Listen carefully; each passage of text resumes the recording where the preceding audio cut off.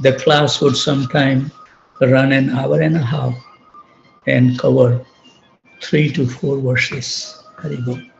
So we will continue now. Steve is explaining in his own word as follows. Swamiji mentioned that mangoes were the king of all fruits. And he even mentioned that they were not easily available in this country. It occurred to me that I could bring him mangoes. There was a store on First Avenue that always kept a stock of fresh mangoes in the cooler. I began a regular habit. Every day after getting off work, I would purchase one nice mango and bring it to Swamiji. What a wonderful service. Wale. Some of the boys would say, quote, I'm doing this for the Swami, unquote. So I went to him and said, quote, is there something I can do for you? Unquote. So he told me I could take notes in his class. This is Umapati Maharaj, Wale. The boys were sure that their service to Swamiji was spiritual, devotional service. By serving the spiritual master, who was a representative of Krishna, you were serving Krishna directly. No difference between serving Krishna and our Guru Maharaj. One morning, Prabhupada told Howard that he needed help in spreading the philosophy of Krishna consciousness. Howard wanted to help, so he offered to type the Swami's manuscript of Srimad Bhagavatam. Howard is explaining in his own word. The first words of the first verse read, O the king.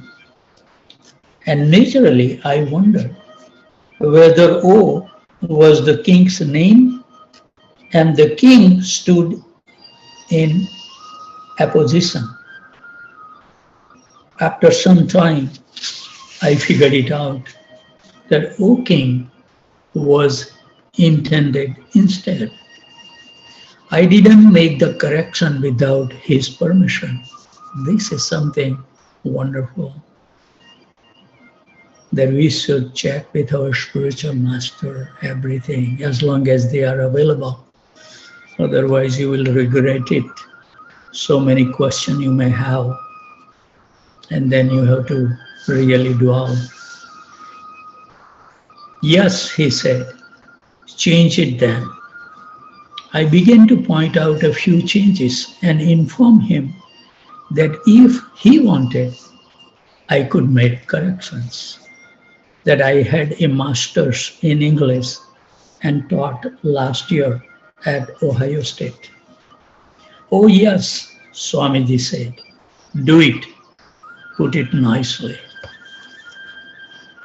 He was giving them the idea of devotional service.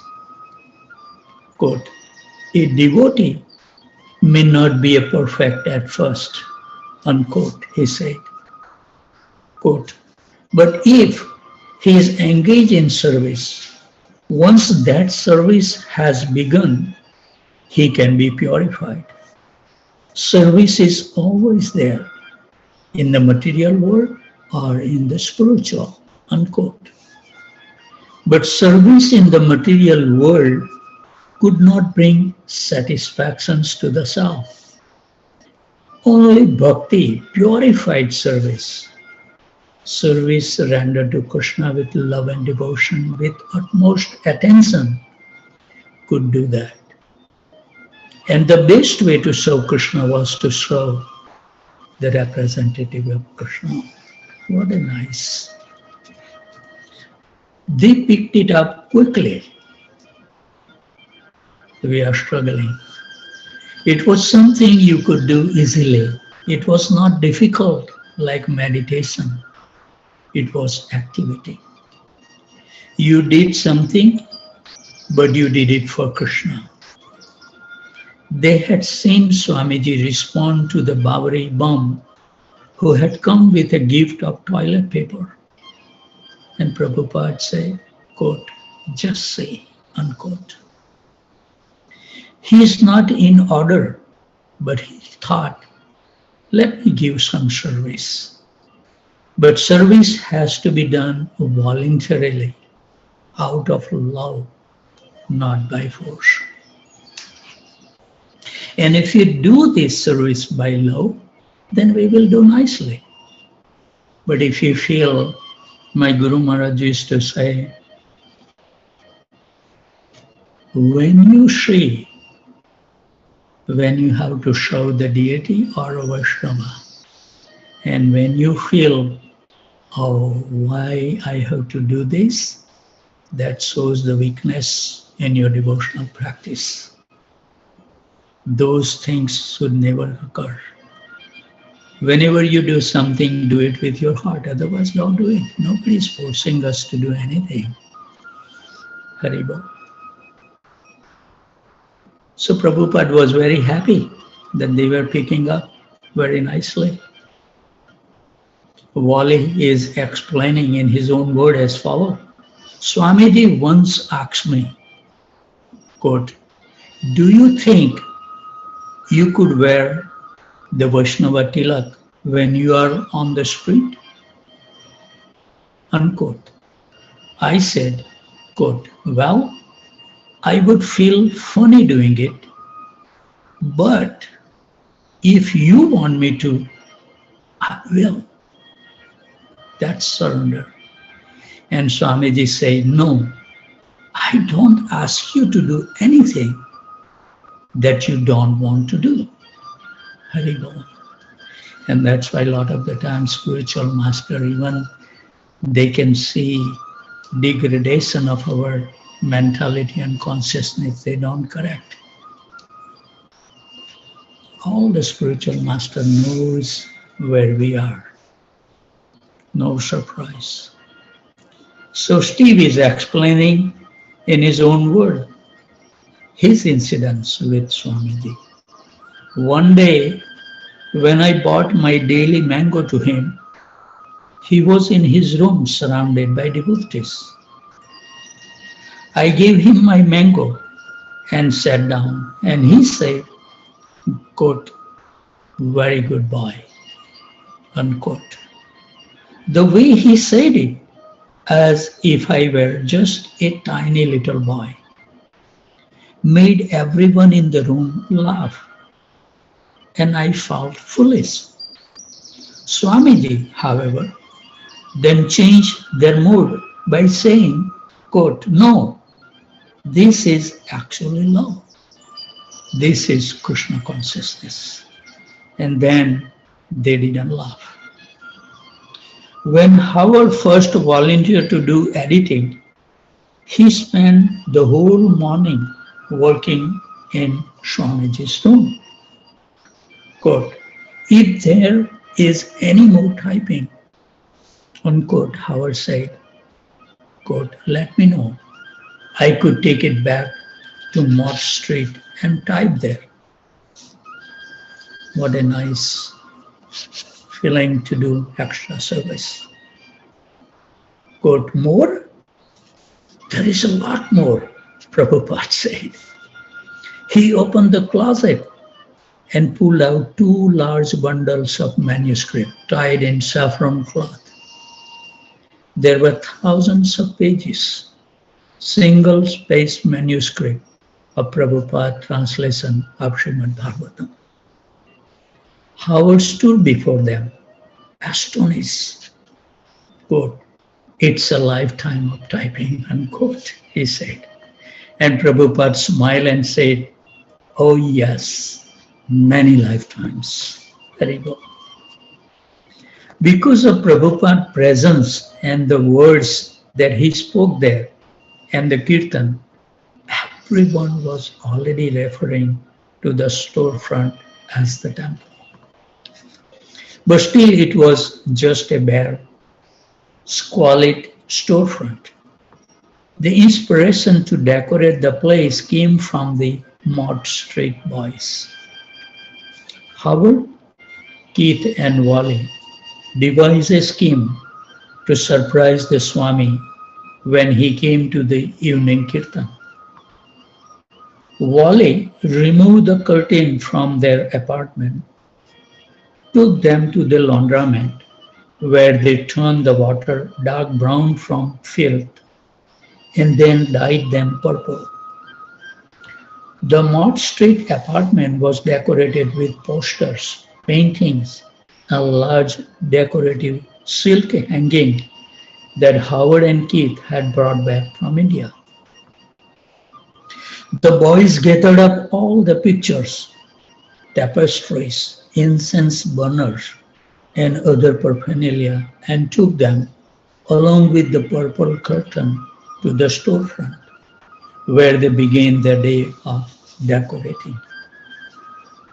At the storefront, the boys constructed a wooden platform for Prabhupada to sit on and covered with old velvet cloth. Behind the platform, on the rear wall between the two windows to the courtyard, they hung the purple curtains, flanked by a pair of orange ones. Against one orange panel, just above Swami's sitting place, they hung a large original painting of Radha and Krishna on a circular canvas that James Green had done. Prabhupada had commissioned James, giving him the dust jacket from his Srimad Bhagavatam with its crude Indian drawing as a model.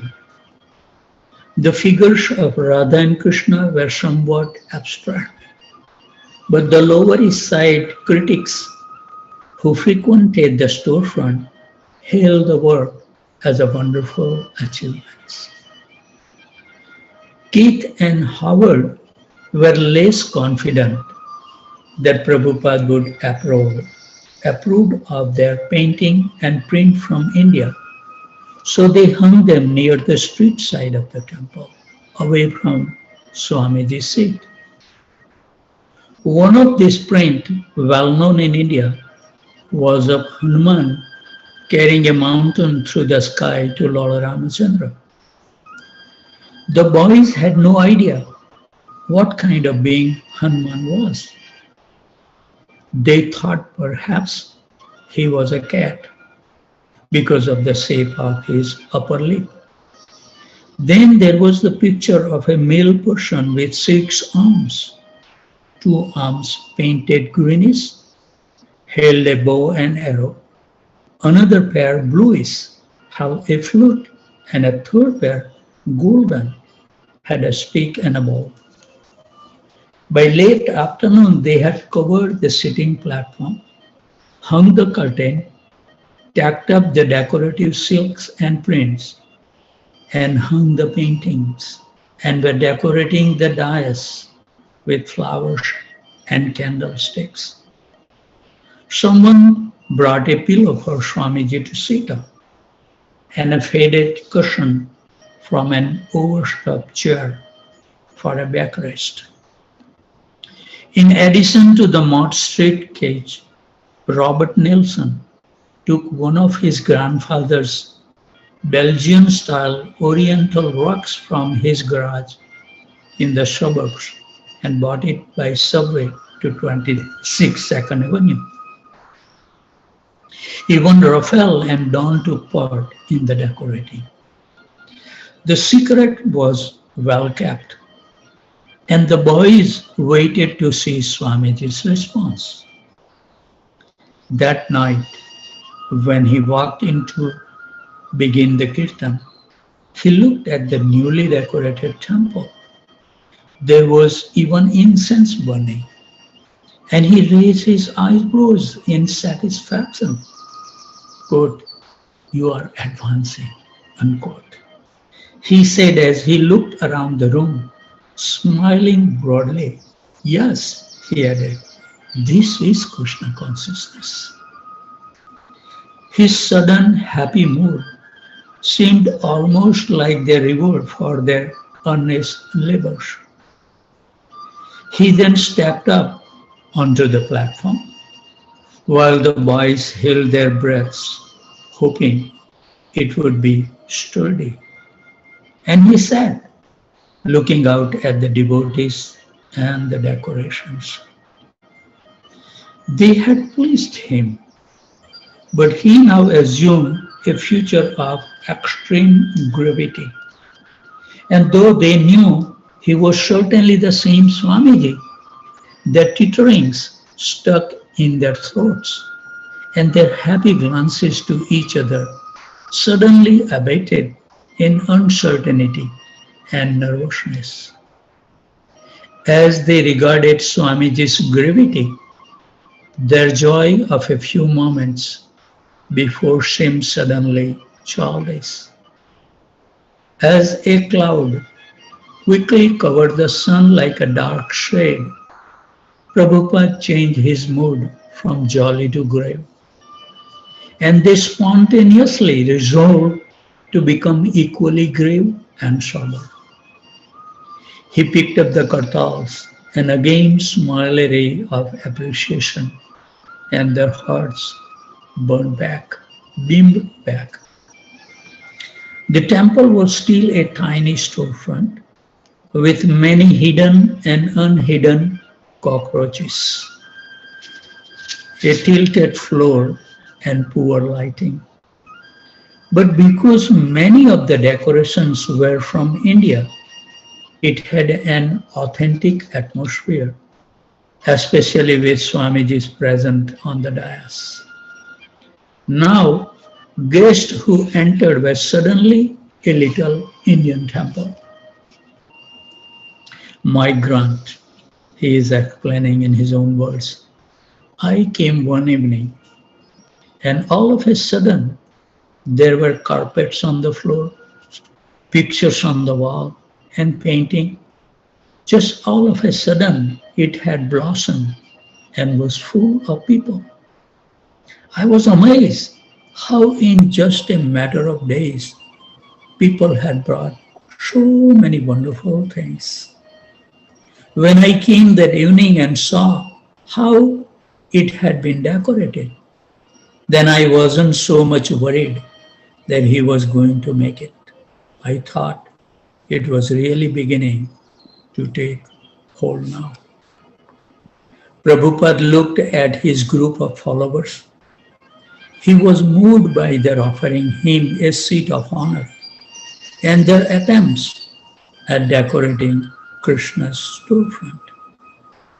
To see a devotee make an offering to Krishna was not new for him, but this was new. In New York, quote, this horrible place, unquote, the seed of bhakti was growing, and naturally, as the gardener of that tender sprout, he was touched by Krishna's mercy. Glancing at the picture on the wall, he said, quote, tomorrow I will look at the pictures and tell you which are good, unquote. The next day, Prabhupada came down to appraise the new artwork on display.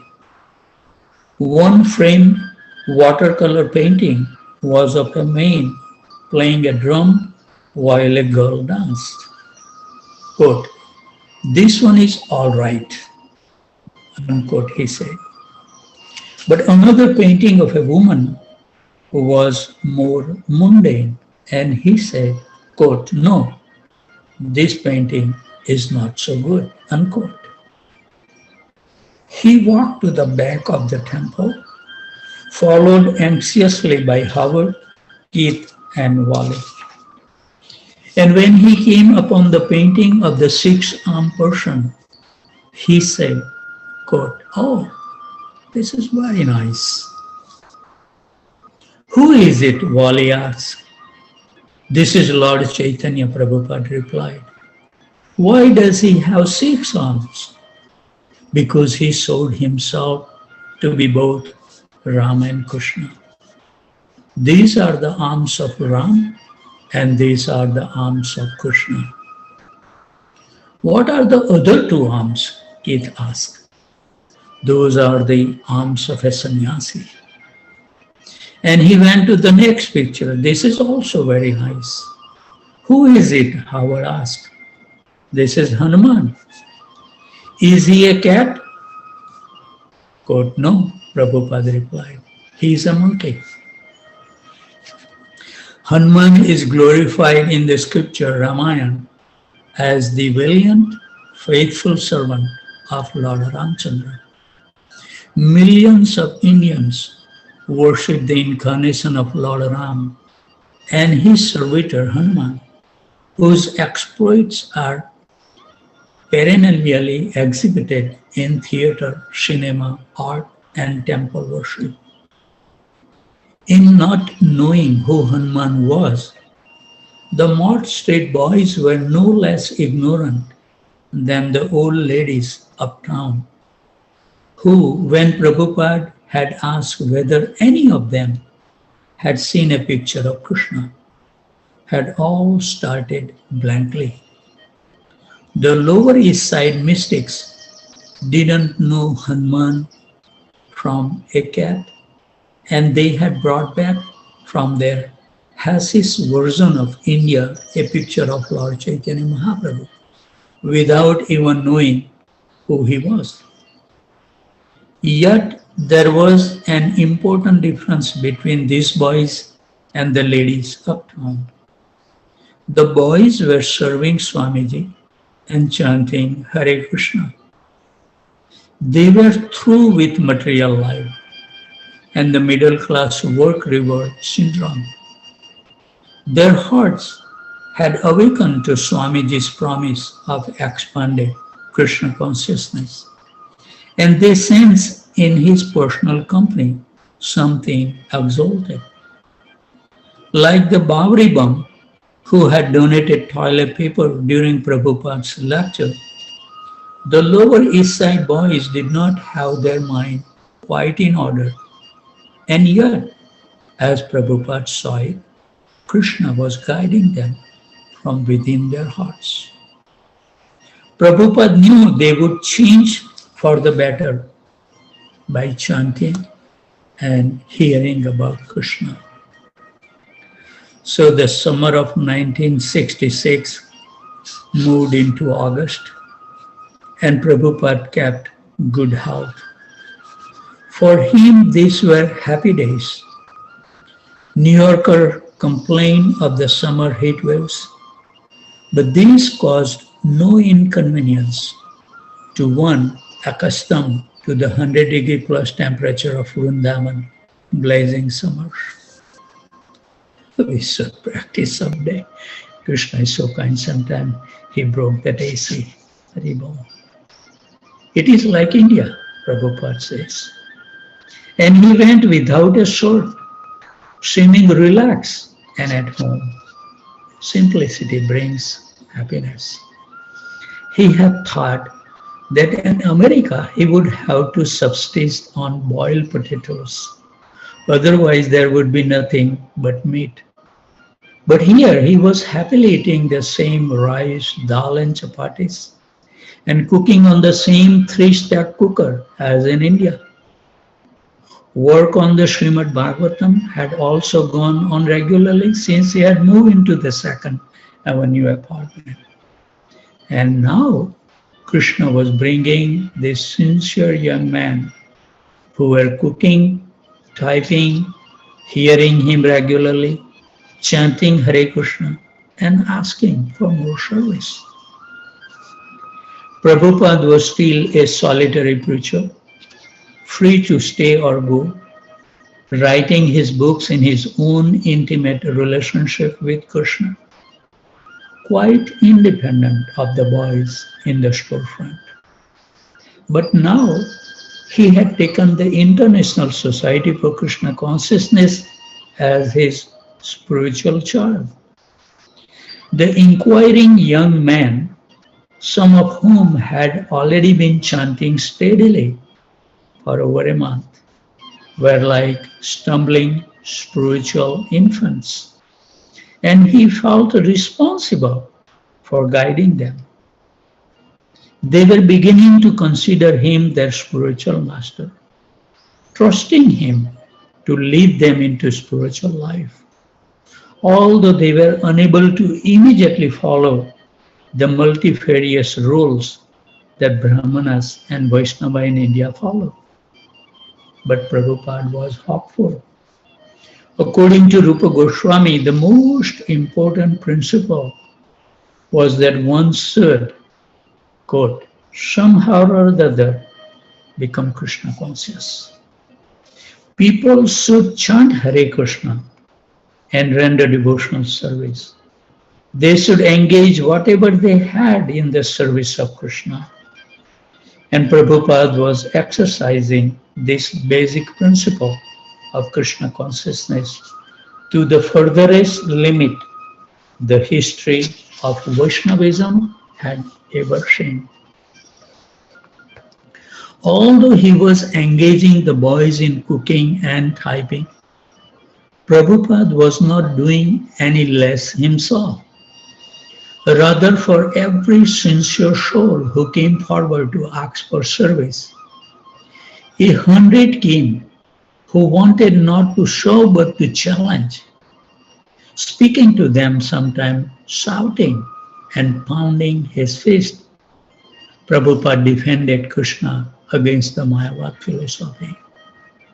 This was also his service to Srila Bhaktisiddhanta Saraswati Thakur. He had not come to America to retire. So with the passing of each new day came yet another confirmation that his work and his followers and his challengers would only increase.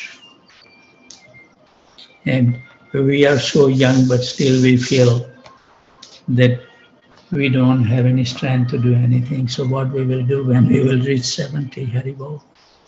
How much he could do was up to Krishna. Prabhupada says in his own word that I'm an old man. I may go away at any moment. But if he were to go, now certainly Krishna consciousness would also go away. Because the Krishna Consciousness Society was nothing but him. His figure leading the chanting while his head moved back and forth in small motion of ecstasy. His figure walking in and out of the temple, through the courtyard or into the apartment. His person sitting down smilingly to discuss philosophy by the hour. He was the sole bearer and maintainer of the small, fragile, controlled atmosphere of Krishna consciousness on New York, Lower East Side. So we are embarking on chapter 8, planting the seed. We have 5 more minutes. So Prabhupada writes in his own words that he had the dialogue with Hayagriva Prabhu. Does what you told us this morning, Howard asked, quote, mean we are supposed to accept the spiritual master to be God? Quote, that means he is due the same respect as God, being God's representative, unquote. Prabhupada replied calmly, quote, then he is not God? No, Srila Prabhupada says, God is God. The spiritual master is his representative. Therefore, he is as good as God because he can deliver God to the sincere disciple. Is that clear? Haribol. August of 1966. It was a makeshift, a storefront turned temple, and the 2-room apartment transformed into the Guru's residence and study. But it was complete nonetheless. It was a complete monastery amid the city slums. The temple, the storefront, was quickly becoming known among the hip underground of the Lower East Side. The courtyard was a strangely peaceful place for aspiring monks, with its little garden, bird sanctuary, and trees squeezed in between the front and rear building. The Swami's back room was the inner sanctum of the monastery. Each room had a flavor of its own, or rather, it took on its particular character from the Swami's activities there. The temple room was his kirtan and lecture hall. The lecture was always serious and formal, even from the beginning, when there was no dais and he had to sit on a straw mat facing a few guests. It was clear he was here to instruct, not to invite casual give and take dialogues. No Gramya Katha. Question had to wait until he finished speaking. The audience would sit on the floor and listen for 45 minutes as he delivered the Vedic knowledge intact, always speaking on the basis of Vedic authority, quoting Sanskrit, quoting the previous spiritual masters, delivering perfect knowledge, supported with reason and argument. While contending with the noises of the street, he lectured with accepting scholarship and deeply committed devotion. It appeared that he had long ago mastered all the references and conclusions of his predecessors and had even come to anticipate all intellectual challenges. Haribol, 6:53. 2 more minutes, okay. We will read one more paragraph. He also held kirtan in the storefront, like the lectures. The kirtans were serious, but they were not so formal. Prabhupada was lenient during kirtan. A visitor would bring harmoniums, wooden flutes, guitars, and they would follow the melody or create their own improvisations. Sometimes brought an old string bass and bow, and an inspired guest could always pick up how bow and play along. Some of the boys had found the innards of an upright piano waiting on the curb with someone's garbage, and they had brought it to the temple and placed it near the entrance. During a kirtan, free-willing guests would run their hands over the wires, creating strange vibrations. Robert Nelson, several weeks back, had brought a large katal that now hung from the ceiling, dangling close by the Swami's dais. Haribol. What a nice, what the true love of Krishna can do in our life. We just see from the exemplary life of these great personalities like Prabhupada. There is no limitations.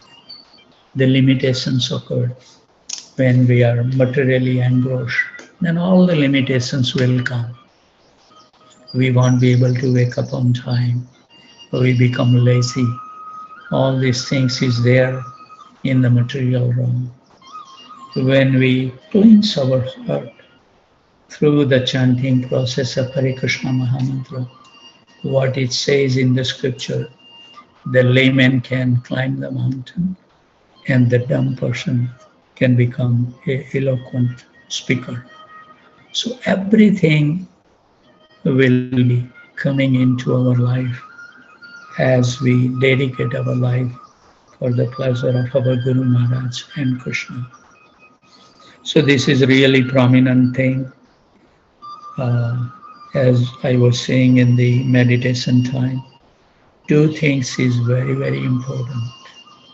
Complete attachment to the holy name and have complete faith in the words of our spiritual master. If we maintain these two things, our life will become successful. And even though we live in this mortal world, we will feel refreshed at every moment of our life. So it's up to us somehow or other, because my Guru Maharaj used to say, because I was smoking and he wants to give me initiation. And I told Tamal Krishna Maharaj that, Gurudev,